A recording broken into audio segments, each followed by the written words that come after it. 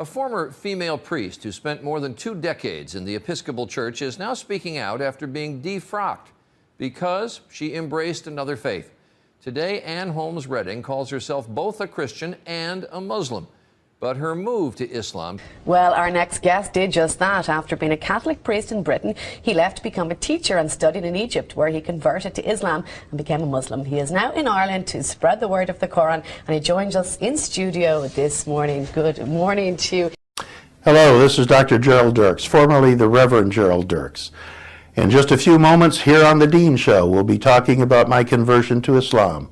Please don't go away. After going to Catholic school for 12 years, my faith needed a little bit more depth in it, and I was able to find it in Islam. I had left the local church. I just decided to go to God for no reason at all. I just went to God in prayer and asked Him that I wanted the truth, no matter what it takes. I picked up the Quran and held it to my face and kissed it. And I stated, why hasn't anyone told us about this? Christianity is on the decline in Europe, and something else is starting to take its place. Muslims will soon outnumber practicing Christians in Europe. As a Christian, I consider Jesus a prophet. But he's a prophet of the one God. There's not several. So, as a Christian, I worship Allah. If you're not Muslim, stop scrolling. Listen, before I became Muslim, I thought that Allah was a different God. It's not. It's the same God. It's the creator of the universe. Because I'm Muslim now that I know this.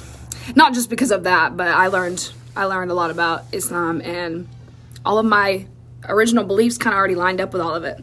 In Christianity, I was like, when people asked me about the Trinity, I literally couldn't explain it. I was like, wow, you're right. I haven't even thought about it like that. So it makes sense. Islam makes sense. Islam is so beautifully making sense. It's a very inclusive religion. More inclusive than Judaism or Christianity. Judaism has its chosen people, the circumcised. Christianity has its chosen people, the baptized. The chosen people of the Quran are all monotheists, any of them. From Adam on, there's an unceasing stream of prophets, beginning with Adam, coming down through Isaiah, Abraham, Moses, Jesus, John the Baptist, Mary, the mother of Jesus. The name exalted over and over in Islam is Jesus. I was told that Jesus is the Messiah, who will come back at the end of time to establish the kingdom of justice and peace. Not Muhammad? Not Muhammad, the Christ, son of Mary. You cannot be a Muslim if you don't believe Jesus is the Messiah. It's in the Quran. I had the idea I should look, and that was the first time that I read the Quran while I was at Bible college. SubhanAllah, the first time I read the Quran, I opened it, just opened it. It fell into sort of the 3rd chapter, Surah Al-Imran. No.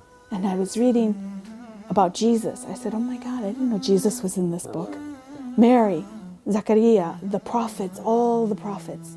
And I'm reading their history, the story of their lineage, their ancestry, and how God has connected the story.